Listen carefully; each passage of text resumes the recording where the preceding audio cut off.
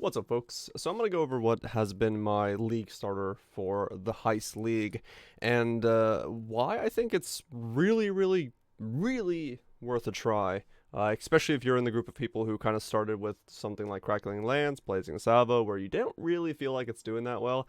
This thing's been absolutely a blast. It's fun to play, it's super defensive, and yeah, I'm having a great time with it. So it is Selfcast, Ignite, Discharge, Chieftan. How it works is you run around, you get 10 endurance charges, and then you blow up on things and they melt. It's a lot of fun. Just run a quick map to show you guys how it all looks. Basically, we're running around, popping things, they blow up, and we have a good amount of time. We have insane regen. We have about 2,000 regen normally. With Enduring Cry up, we have about 3,000. We have a lot of HP. We have basically screen-wide clear.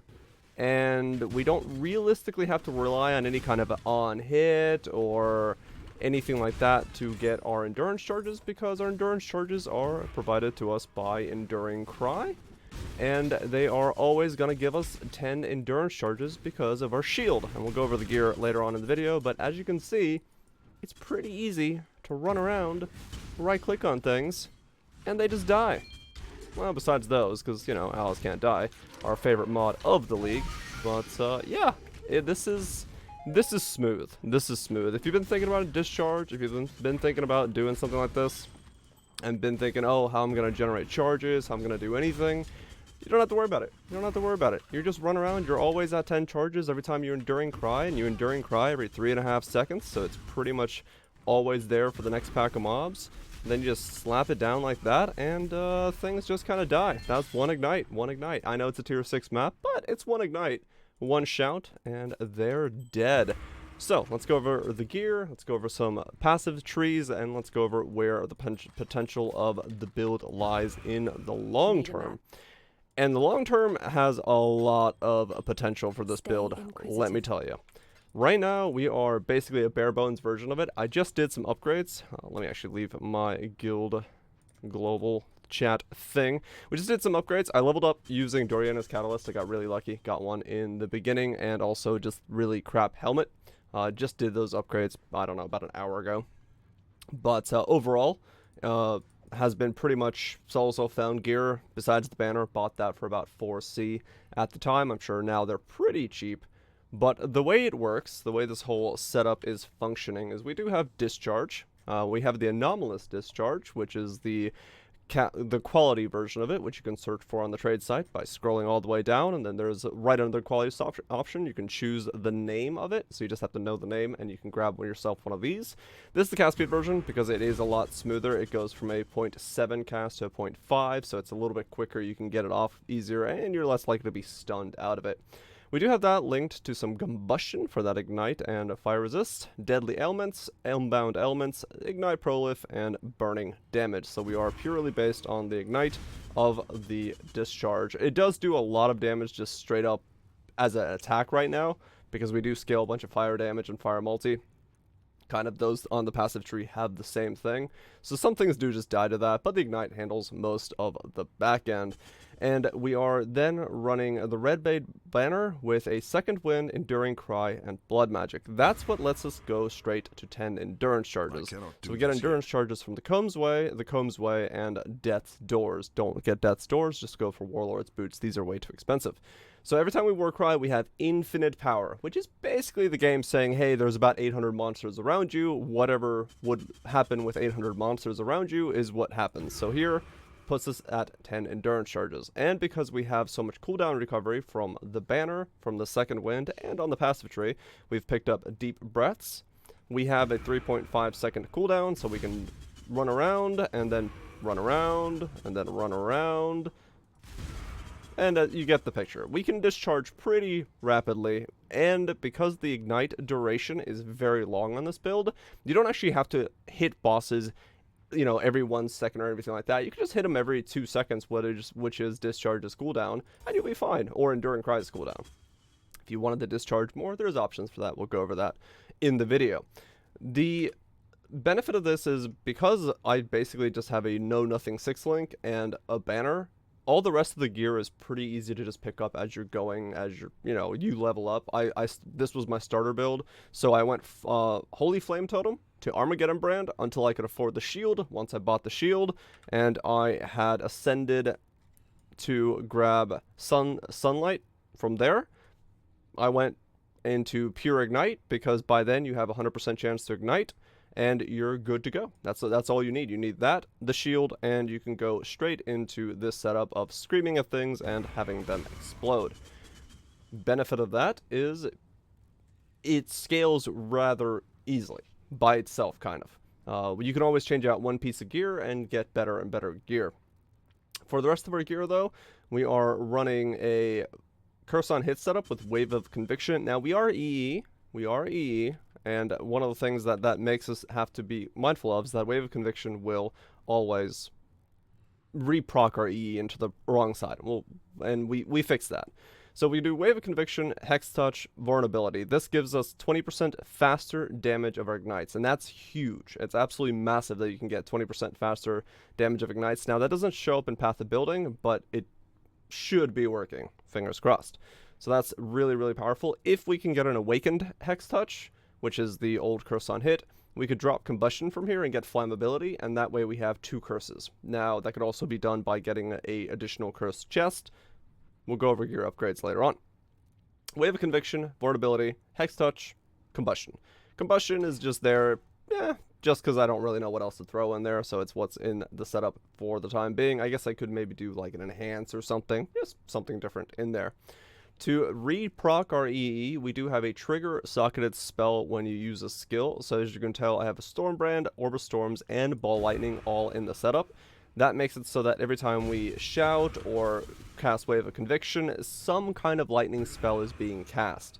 Now, none of those spells have any added fire. So that's the big thing you got to look for, is you can't have any added fire to spells on your gear. So I have added fire to the scepter itself, but that doesn't matter. That doesn't matter at all because you just can't have it on spells. You got to make sure that all your lightning spells are only doing lightning damage. That way, when you're running around, you're always re-triggering your EE. No problem there. If you want, which is what I did in the beginning, to run something like Doriana's Catalyst, this costs about 10C for a near perfect roll. You can self-cast your Orb of Storms, your Stormbrand, stuff like that. And I was doing that because the damage for the most part when it comes to mapping isn't a problem, and on bosses you have such a long duration, you could chuck down an Orb of Storms, drop down a Wave of Conviction, ignite them, and they'll get reprocced by E, and it won't be a problem at all. So you can self-cast that, no problem at all. Would highly recommend it if you want to get a lot of boss damage on early. Get EE.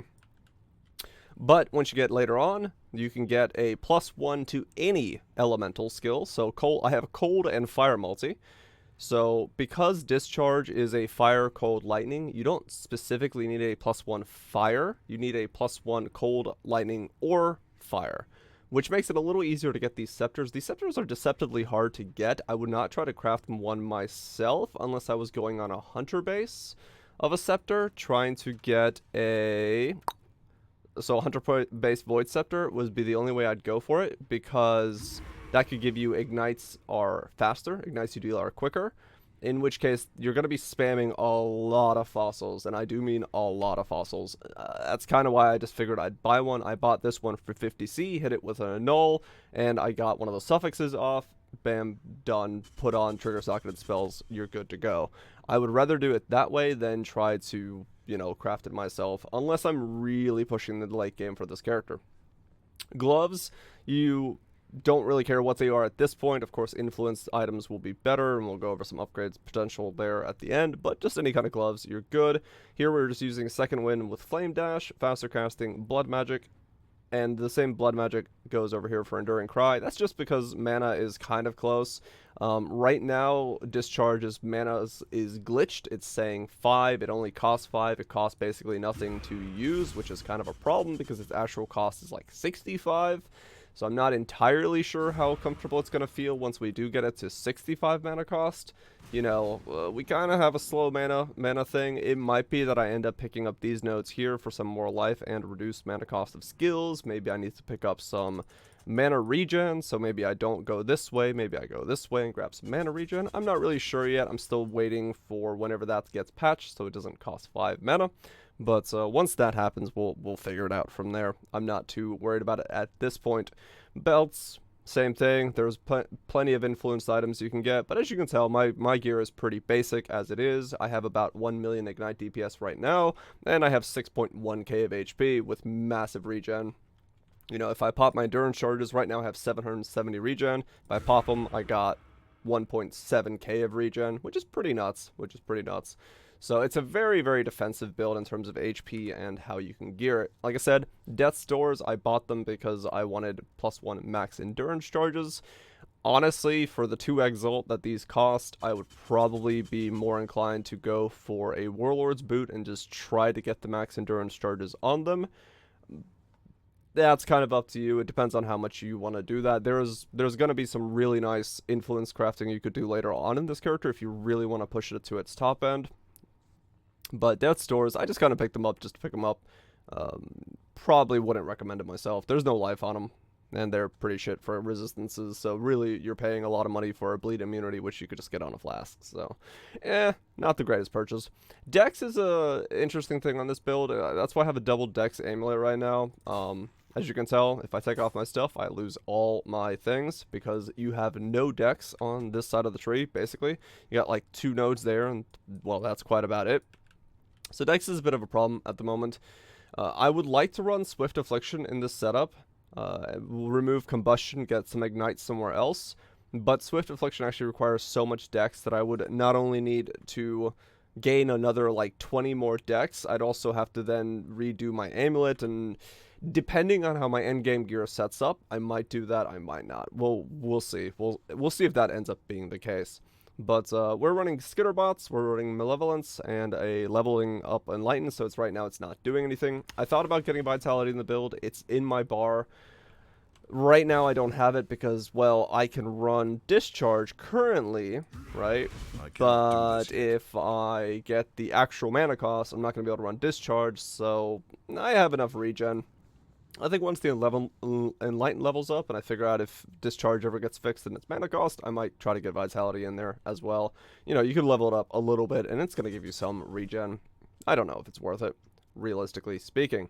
Other than that, the gear is bog standard. Just get yourself 2 Combs Ways. Start with Combs Signs. That's what I did. Level 1, Combs Sign, bam, done. And you get yourself right up to 9 endurance charges, 8 endurance charges from the start. So it's a lot of good damage.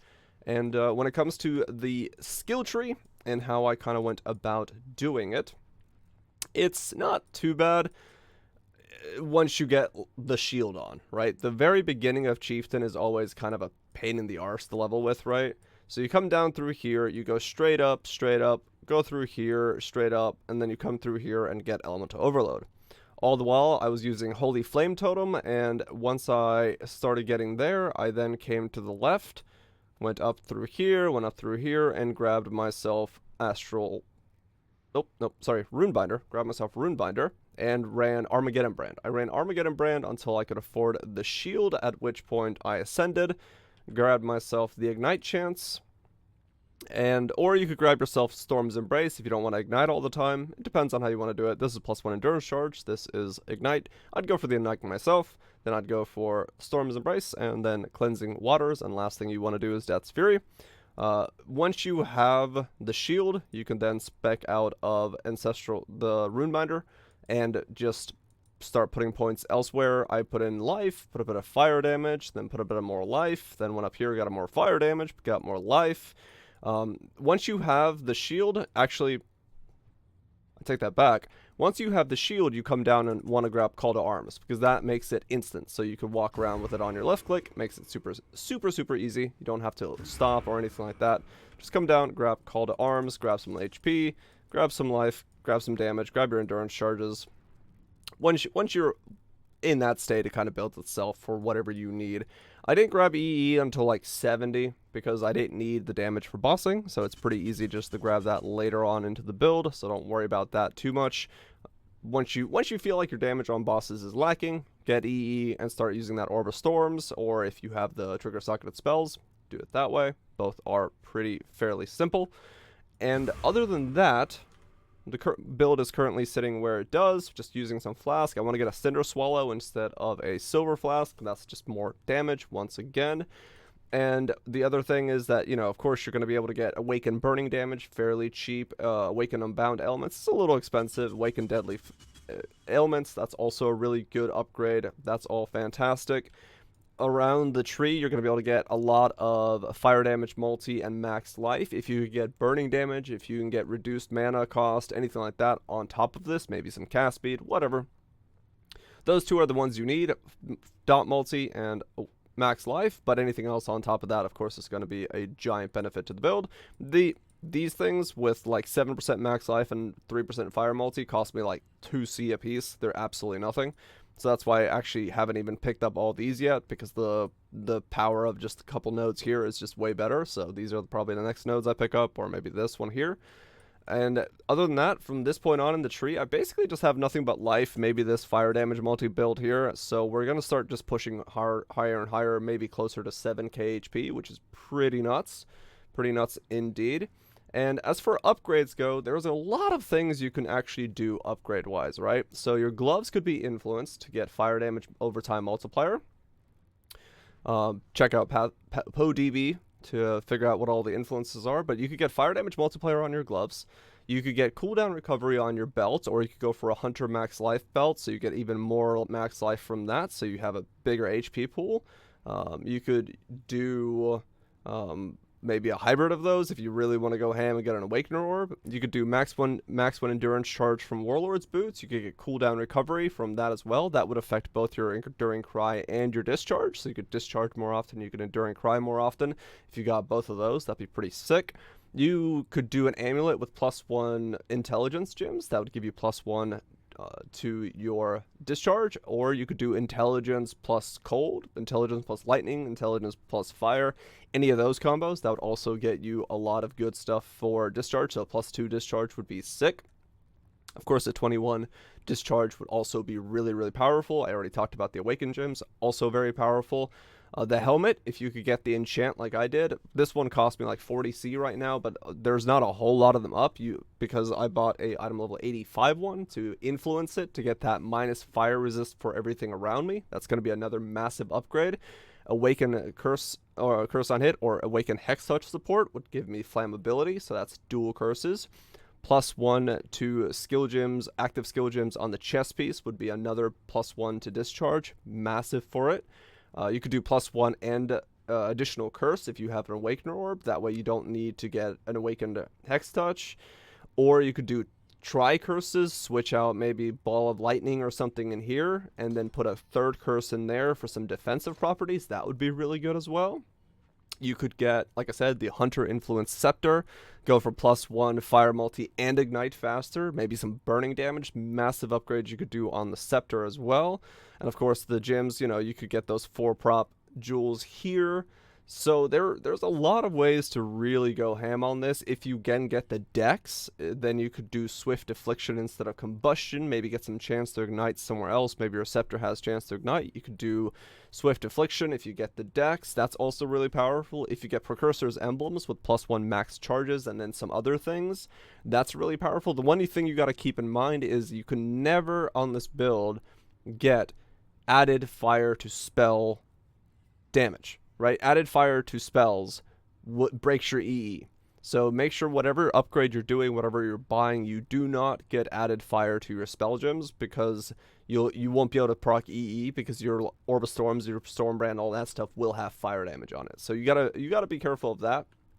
But other than that, though, it's a fairly straightforward build. It's very easy. Just walk around, things die, press Wave of Conviction on bosses, and you're good to go. It's super easy. It's a super smooth playstyle. You don't have to worry about endurance charge generation. You don't have to worry about anything. You're always at 10 when you shout, and then you can blow up and things burn. It's super, super sweet. It's super smooth. I'm absolutely loving it. I've played a lot of Heist and not a lot of Atlas, right? When Heist was in the state where you didn't want to kill anything because it increased your alert level, I was just able to stand at doors regenning while taunting everything off the doors and just opening doors and boxes and everything. I didn't kill anything, but I couldn't die in Heist, so that was really, really good. Now that I'm just pushing through mapping is super smooth because all I do is just walk, explode, walk, explode, walk, explode. It's really quick. Bosses feel good because you got that insane regen. You know, something like this, because I can't be bled, is going to be great on Awakener. Because we use Flame Dash, we can also, you know, jump over Awakener's beams. It's going to be safe to boss like that. Delving has been really good because I could duck off into the darkness for a little bit because I do have that insane regen. So that's really, really good. I don't know. It's crazy. This build has just fundamentally been one of the best starters I've done in a long time. It's up there with my Vortex starter, and I'm very, very happy with it. So if you're not happy with your starter, I would highly recommend this. I'll put links below for the path of building for where I currently am, kind of the midway where I want to go, and then like the top end that could be possible. So right now I'm at 1,000,000 DPS.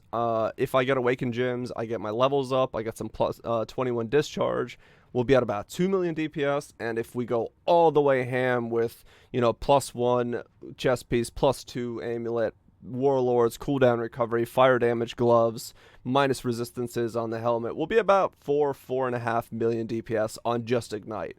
So that's really good for a DOP build. If you want to push it that far, it's possible. It's not out of the realm of, you know, you're not looking for mirror tier gear. One of the benefits of being a chieftain is you do get that baked in 100% fire resist right there. Because of that, you're actually able to kind of use shittier items because you don't need so much resistances. As you can tell, I'm already way over resist cap. I'm 145, 142. So you can Awaken Orb yourself some items, and kind of, if you just want more damage, you're going to have baked in enough fire resist and enough life to be able to kind of sacrifice some things for some damage, and it's going to make it really easy to get more and more powerful as you get currency, as you build the character out. And basically a really good influenced Hunter, Stygian Vice with the elemental resistances catalyst will take care of most of your resistances for you, right? So there's a lot of potential there for just easy upgrades, easy damage, easy scaling, and it should feel really good. You don't have to worry about getting hit. You don't have to worry about hitting things with, you know, something to trigger your chance of getting your endurance charges. No, fuck that all. That seems like that's too much work. I just run around and I right click on things and they die because I know I have 10 endurance charges. Just do that. It's so good. I highly recommend checking out this build if you want something good and smooth to play with. Be warned that the first 50 levels suck ass if you are not wearing this banner, so try to get the currency for that as soon as possible. But once you get it, once you get going, it's smooth sailing. I can highly recommend it. If you have any questions, do put them in the comments or ask me on Twitch. I'm always streaming every single night from 8 p.m. to 3 a.m. Eastern, so come over there and ask questions. I hope you check out the build. It's good. It's real good.